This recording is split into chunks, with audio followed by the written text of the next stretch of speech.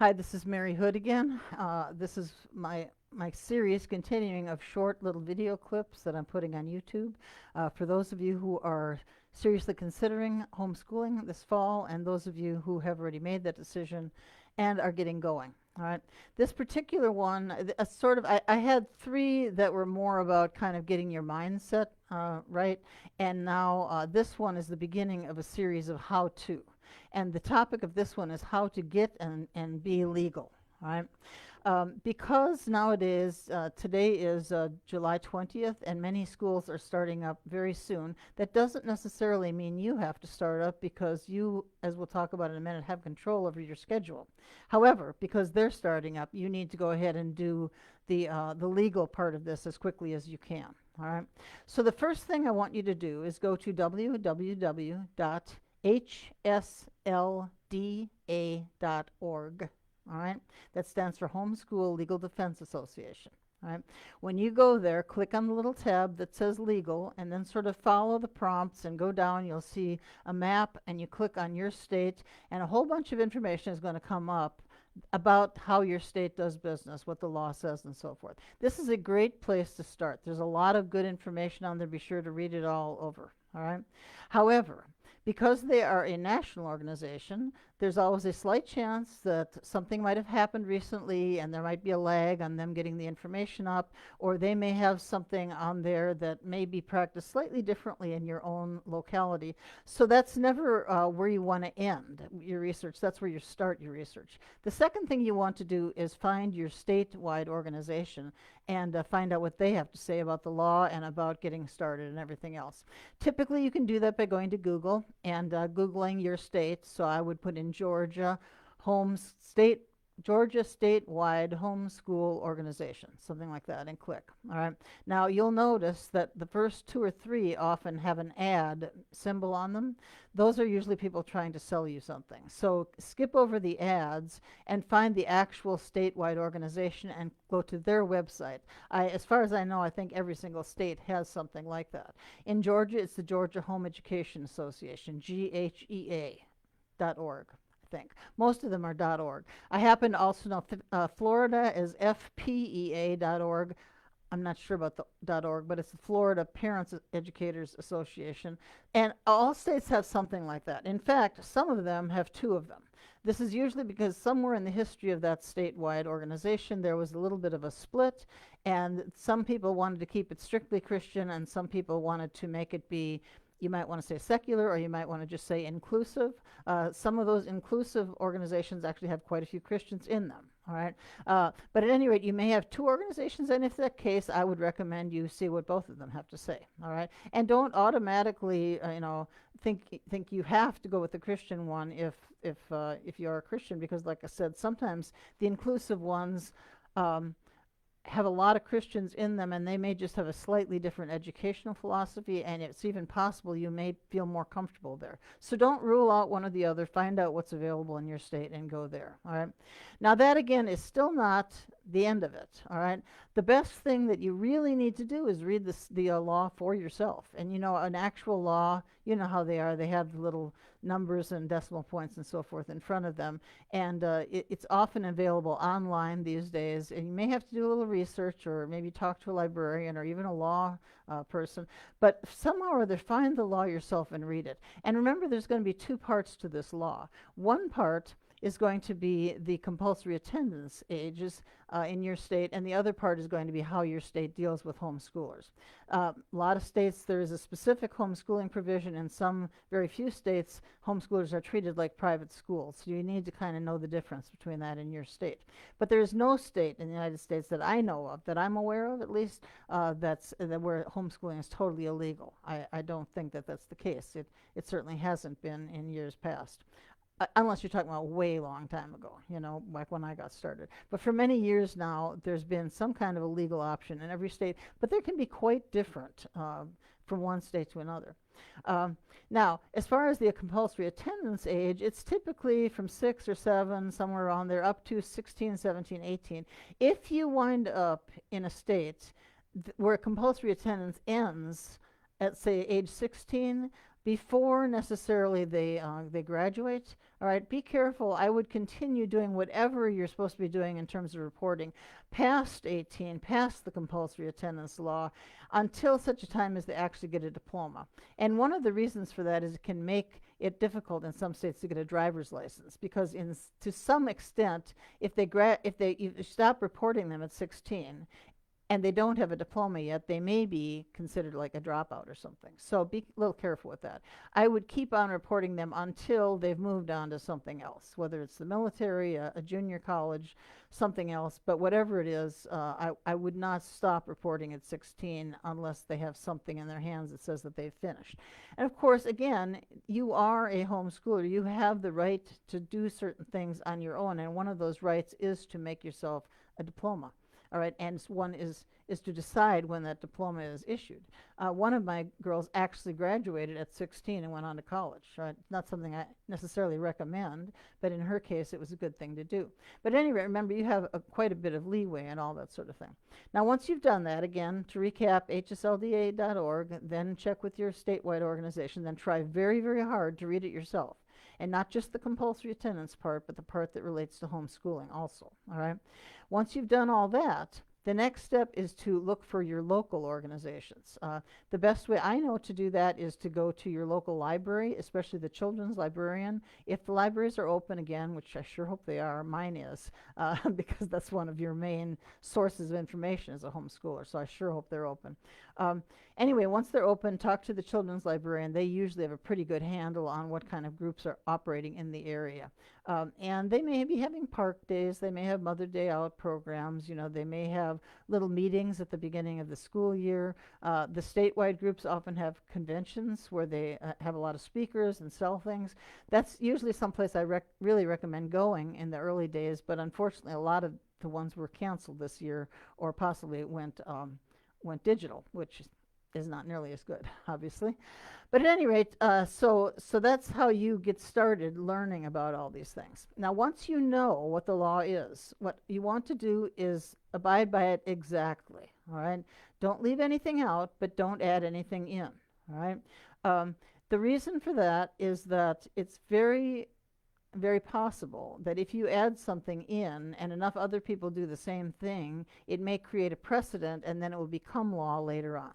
One example I know of that is that the state, in one state I was in one time, did not say anything at all about special needs, but the local school districts had a little box to check if you had special needs or not. And sure enough, a whole bunch of people did that, and after a while, I don't know if it actually happened, but I know they were at least talking about adding it into the law, that they had to do it. So be careful about creating precedents. And remember, you're going for your information to all the actual law, the homeschool organizations, the HSLDA. What you do not want to do is accept at face value anything that the local school board or school hands you. Now, I'm not in any way suggesting these people are the enemy, all right? They're usually very nice people, but they are, in fact, public school people, and that's their job. And even if they're trying very hard to be helpful to area homeschoolers, they may or may not know what they're talking about. They may not know what they're doing.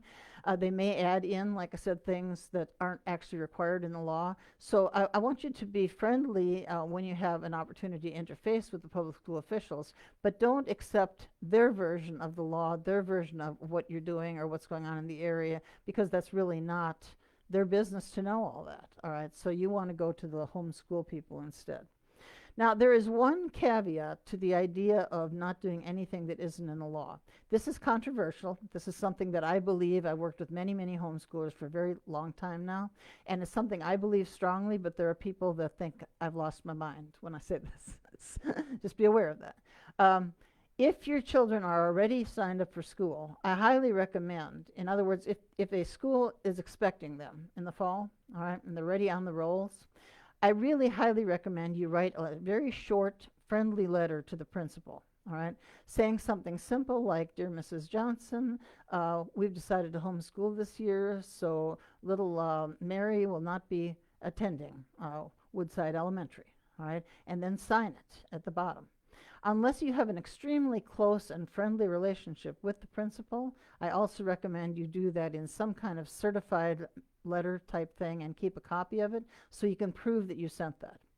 Now, what is the purpose of that letter? All right. Well, first of all, it's kind of polite to let the principal know that not to be expecting somebody that they were expecting.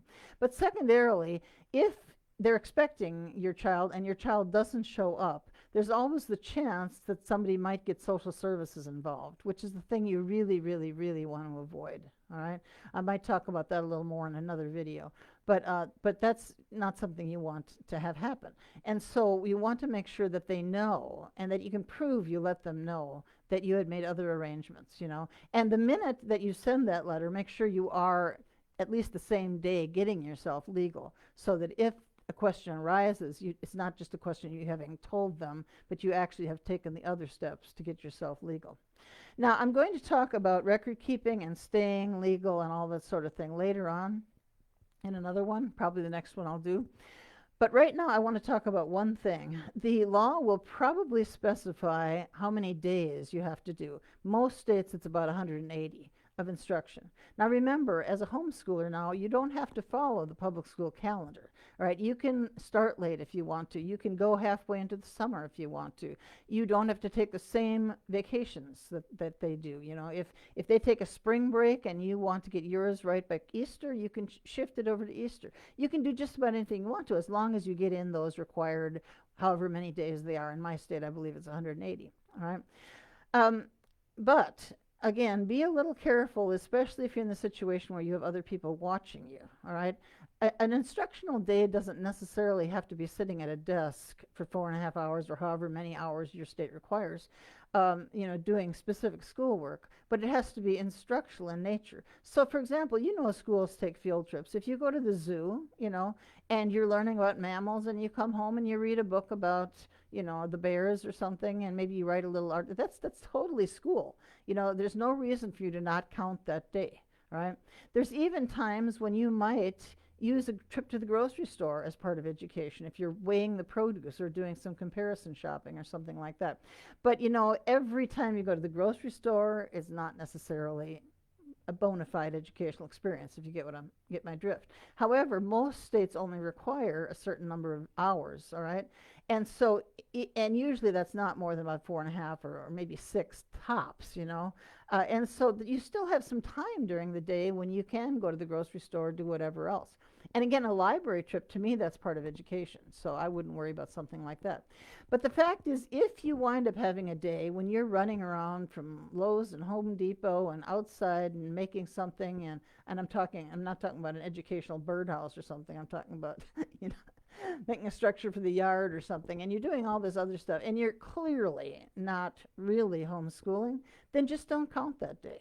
Then again, have a calendar and say, no, this day we took off, all right? You can always make it up some other day, either a Saturday when you're more in the mood, maybe it's a rainy day and you want to do some indoor stuff, you know, or you can, again, go into the summer further if you wanted to. And what I personally did always, I would, in our state, we had to hand in an intent to homeschool, and so I did that, you know, about the normal time, and then I got going, and then I typically would keep on counting days on up through the end of June, maybe even the beginning of July, and whenever I ended, then I would write, I would submit that particular attendance record, and your state may or may not require attendance records, but I would submit that, and at the bottom I would say we have now concluded our school year. We have 180 days. We'll be back in touch in the fall or something like that. Remember, again, communication is usually the key. And you know, I have a master's in social work and a PhD in education. You know, people don't go into those fields because they hate people. You know, or because they want to make a lot of money. They go into those fields because they like children and they want to be helpful. And so usually if there's an issue, it's not really an issue of them not liking your family or wanting to interfere. It's more of an issue that they don't understand your ideas. And so communication is always a good thing to have. But at any rate, make sure you keep that calendar, like I said, and be able to say, oh yes, you know, the 7th, yes, that was the day we did our schoolwork, starting at 3 o'clock in the afternoon and continued on until 8 o'clock at night because we wanted to go to a movie in the morning. You know what I mean? So that if somebody says, hey, I saw those kids at a movie in the middle of school day, you know, you'll have some kind of a record that says, oh yes, that was, you know, not when we did it that day. That's not when we homeschooled. Or, you know, I saw those kids, you know, at the beach which again could possibly be an educational experience, all right? But if it was just a beach vacation, well, just don't count it, you know? And again, you may find that you want to take vacations and breaks at unusual times now that you have a little more control over your schedule. But just keep in mind that there's a certain hours and days, and that may very well vary from one state to another. Some states are extremely easy, you're going to find. Some states, you hardly have to do anything. And then there are states that have very, very strict reporting requirements. Just make sure that you know what they are. If you have a state with strict reporting requirements, excuse me a minute, I wrote this booklet called Relaxed Record Keeping when I lived up in Maryland and I was an evaluator in Pennsylvania. Right now, the only way that I know of to get a hold of this would be to contact me personally, and you can do that at my email, mary.e.hood@gmail.com. It just has a lot of good information for people that have to deal with a fair amount of structure in a state, which you do in Pennsylvania and several other states. All right, that's it for today. Like I said, my next one is going to be on record keeping a little bit more. But if you start with just that calendar, and the other thing I would highly recommend is that you keep lists of all the library books. But I'll talk about that more tomorrow. So at any rate, if you need me for anything, you know where to find me. Please join our Facebook group, Relaxed Homeschooling with Mary Hood. There should be a subscribe button at the bottom of this. Subscribe to our video. The more of you subscribe, the more easy it is for other people to search. You probably already know this, but this is a nonprofit Christian ministry. I'm certainly not trying to sell you anything to make profit for myself, because all money goes back to the organization, and I rarely get paid. So I just here because I want to help you all get started. Talk to you later. Thanks a lot. Bye.